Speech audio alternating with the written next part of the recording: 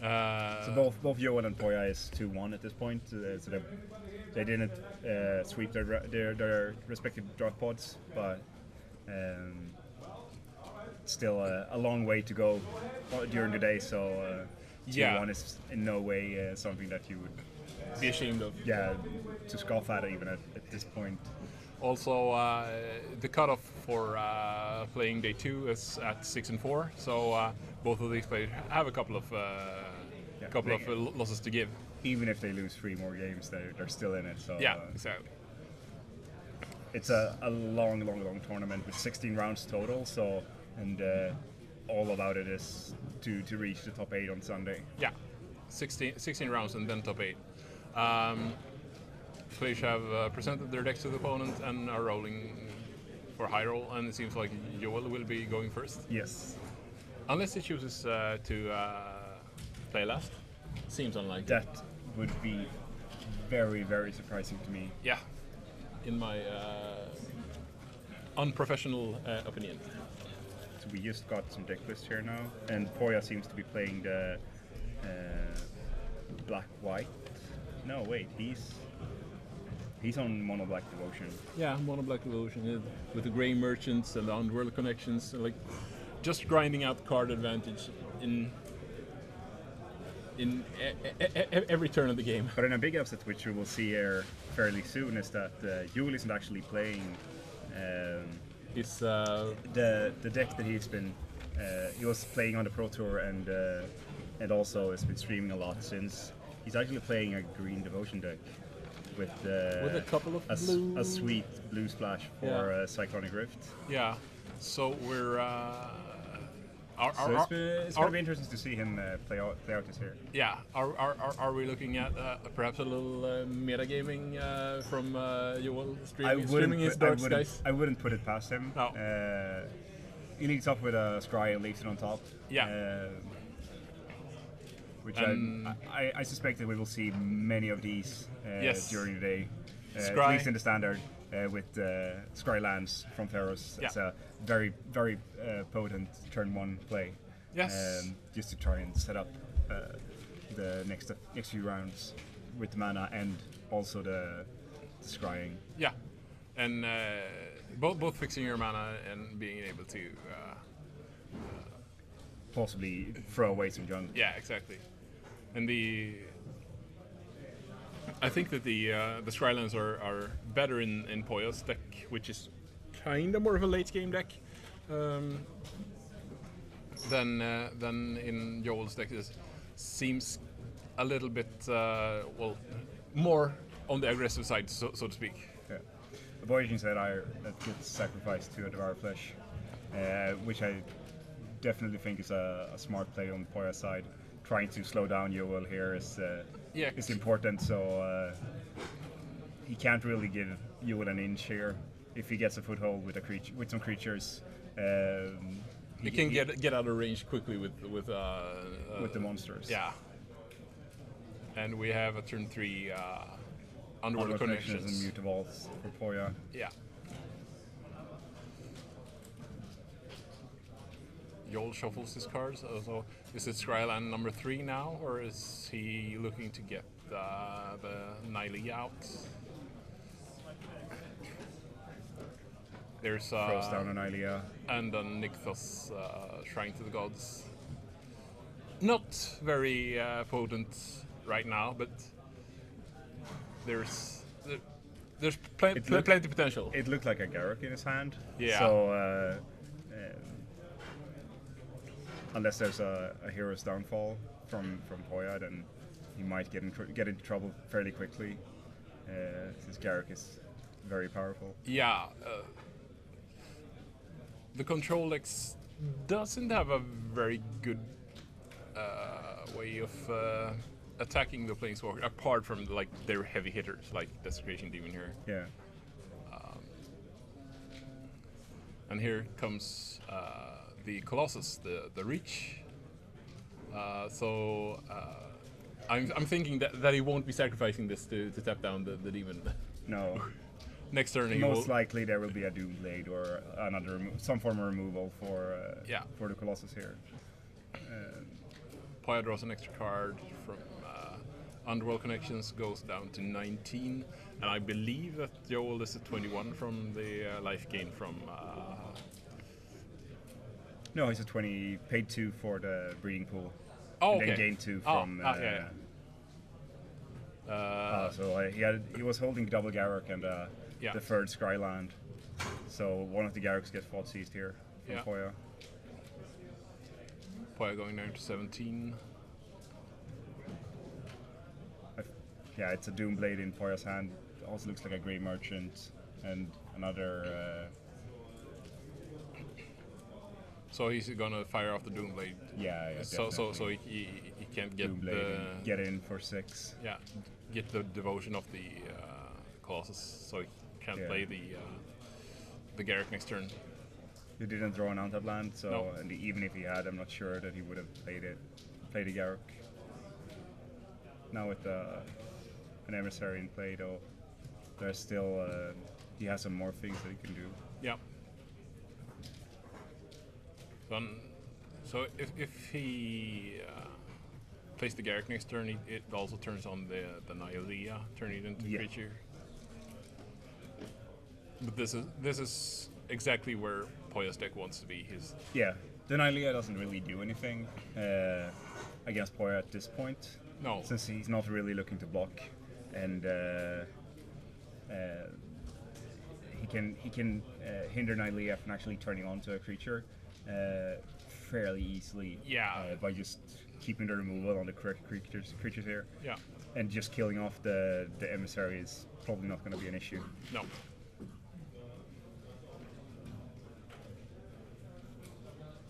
Another Mutavault for Poya here. He could still he could even attack in with the Mutavault that he has. Yeah. As well. No, can't. He doesn't have the mana. No, he doesn't have the multi-pump creature. He can only reach 3 mana. Yeah. With the Nykthos, so that doesn't really do anything.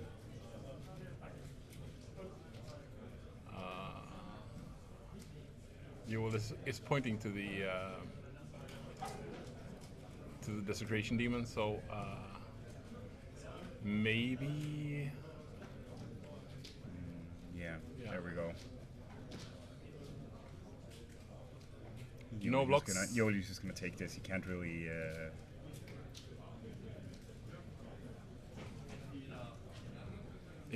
Blocking here doesn't do anything, since he has to find an answer to the Desecration Demon and still manage to do some more things with his board. So even if he has, say that he draws, he opts to trade it away. Yeah. And there's a Nightwood Spectre as well. So we get Garruk into play. He'll create a beast, and he does. This Garruk doesn't create beasts. Oh right. Here we get an interesting look at some other cards from Yuval's side. Yeah. With Prophet of Krufix and Prime Speaker Sagana. Yeah. So he will still stay alive with this. And he'll have some good plays that he can do next turn. Yeah. Yuval really just needs to find loads of small creatures that he can just keep pumping out. Sacrificing unless to Poya has a removal, Poya can't really kill Garruk either, on board at least. So he will get one more plus activation. Yeah, exactly. But any removal here will just seal the deal. Or he even has a Grey Merchant, so that's game. Yeah, the Merchant was for 7. No, I think it was 2, 6, 9. Okay. There was another work predictions as well. Yeah, true. So let's have a look at the sideboards here. There are some Doomblades and Devour Flesh in Poya's sideboard. There's also 3 Lifebane Zombies, which are definitely going in here. Yes, being able to just take the best card out of Joel's hand. Yeah, and also getting a free power Intimidate dude that's that can literally unblockable. Yeah. That can just go in and kill. Garrix and Kill off Garruk or just even hit in for free damage. Yeah. Can definitely be exactly what he wants. Yeah. Joel's sideboard is well. It doesn't seem that he has that much for the matchup. He has 2 Evilings, which might be interesting. Apart from that, he has Mistcutter Hydra, 3 Nihilia's Disciple, 3 Scavenging Ooze, and 2 Wretch Bomb. The Disciples is probably not something that's going to come in here at least. No. But maybe the Island and the Otherlings. Yeah. Just to get that extra. A resilient threat.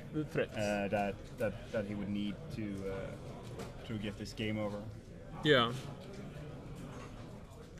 Because as we saw in the previous game, it was just as Poya had drawn it up. It was Joel plays a guy, I kill that guy. Yeah. Joel plays a guy, I kill that guy. Joel plays a god, I play a huge demon. Yeah. And then at that point he's fairly in the driver's seat. Well, since he has underworld connections going as well. The spot removal early there is super important. Yeah. If you would have had a chance to use his satire to accelerate into Garruk earlier, yeah, that would have been insane for you. But yeah, and Poya did a quick call to just get rid of the earlier mon acceleration. Always bolt the bird. always bolt bird. and things like that. But now instead we've gone up a notch on the converter monicas. We doomblade the satire. Devour flesh the satire. Yeah, exactly.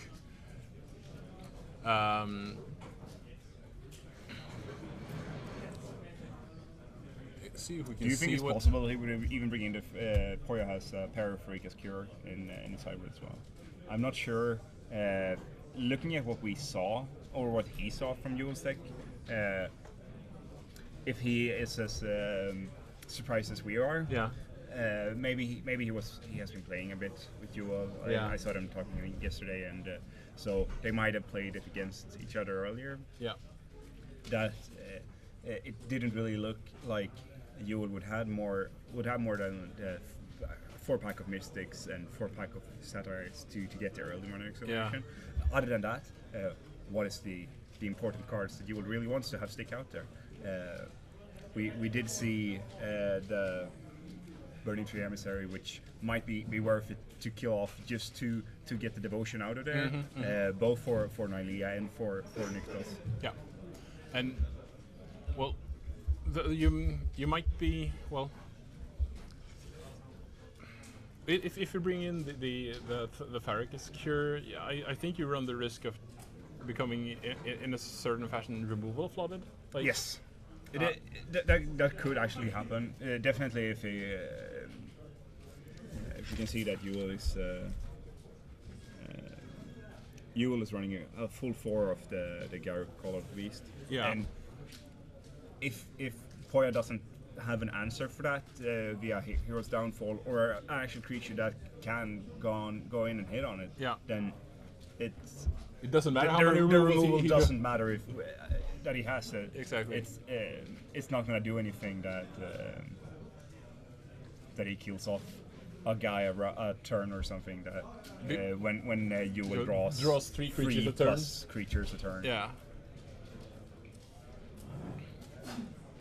We'll see soon when these two players draw their opening 7s.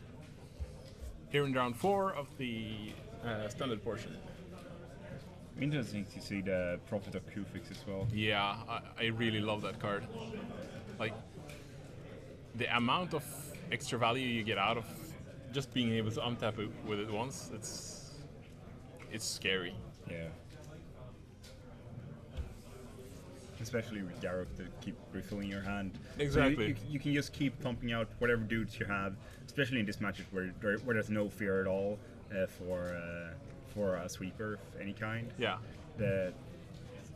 You can just keep on grinding whatever he wants. Joel reveals a hand of two lands, two Pelucranos and Prophet of Crufix.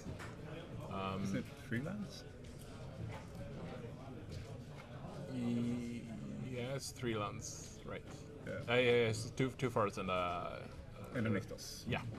2 Pelucranos and the Prophet. So what do you go for here? Do you take out one of the Pelucranos that is earliest drops? I guess it's very dependent On the hand of on the Poya. hand. Yeah, of course. If he's hitting on a pair of removal spells, then it might very well be worth to just take away the Prophet. Yeah. Even the Prophet as such doesn't really do anything against that hand or for that hand. Yeah. Where he would still just play out Pelucranos and Prophet and well here- he can use his Pelucranos and it doesn't really do anything. Exactly.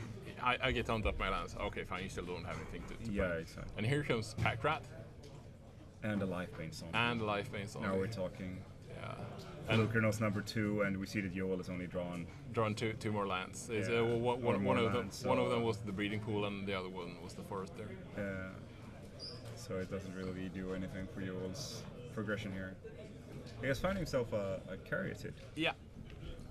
Um, Might stave off one attack of the Pack Rat there. yeah. But it's I think it's the Lifebane Zombie that's gonna You're gonna finish Gonna this do the game. work, Yeah, yeah. exactly.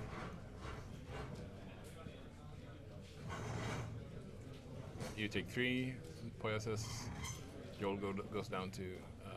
and another Lifebane Zombie. This is just This is ridiculous. Joel is not in a good position here. No. that's- It looks like he drew a second Nykthos. Yeah. So he's just sitting on a bunch of mana, not doing anything here. He is on mono lands. Going down to 10. Poya's holding a Grey Merchant and a Demon. So a land here for Poya. This game is over. Yeah. Whatever he draws, he even drew the land. So there's a Grey Merchant in Joel's future here as well. Yeah. This game is done. It's very, very, very over. Joel sacrifices Voyaging Goes down to Satire. 4 and Goes on to 4, and Merchant, here it's comes over. the Merchant. Yeah, that was a very, Yeah. very good hand versus Joel's deck. Oh yes, double